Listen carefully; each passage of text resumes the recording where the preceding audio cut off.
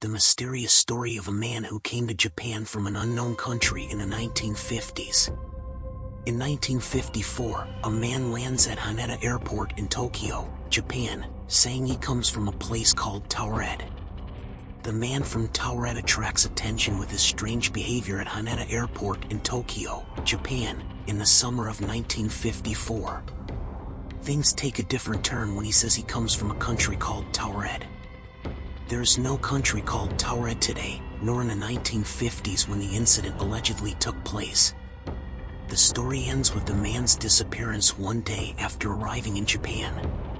What's more, all personal documents, such as passports and driver's licenses, have disappeared, making this strange mystery even more difficult to solve. The story of the arrival of the man from Taured begins in July 1954.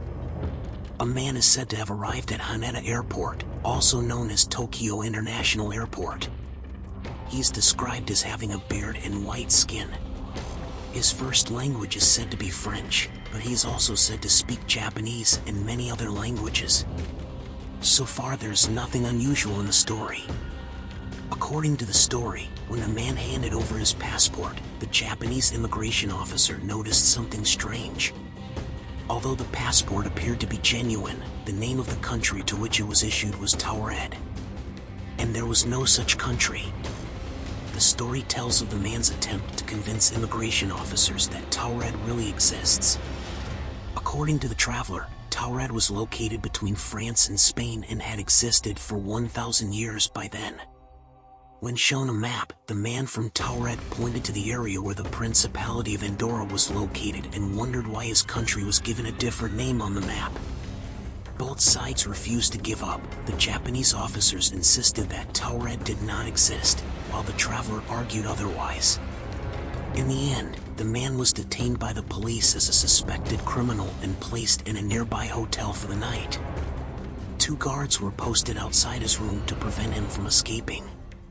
The next morning, however, when the officers entered the room, the man had disappeared. There was no trace of how he had made his escape, and all of his personal documents, which could have been evidence that the story was true, were gone. Is the man from Taured proof of time or space travel?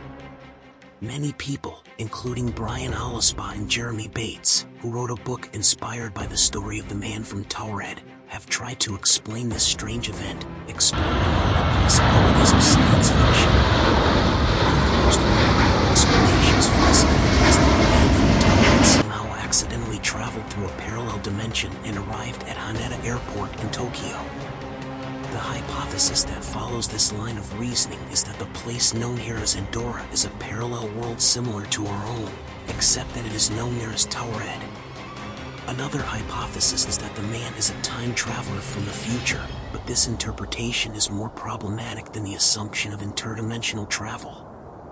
While it is entirely possible that the story of the man from Taured was a figment of someone's imagination and eventually became an urban legend, it has also been suggested that a similar event actually happened. This more mundane story may have been embellished with each retelling, eventually becoming a great mystery that still fascinates today.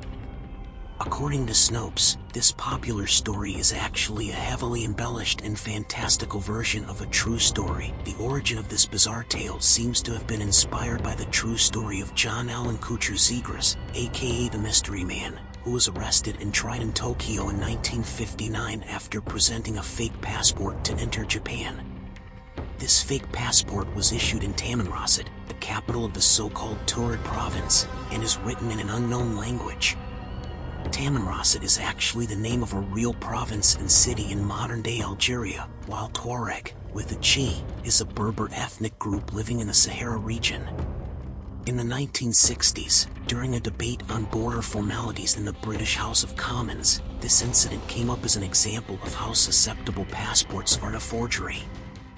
The fraudster John Allen Kuchar Zegras managed to invent a country, its capital, its language, and even a fake passport. He then used it to travel in the Middle East, only to be caught lying by the Japanese. In the end, Zegras was sentenced to a year in prison, but only because he cashed forged checks in Japan. His ultimate fate is unknown,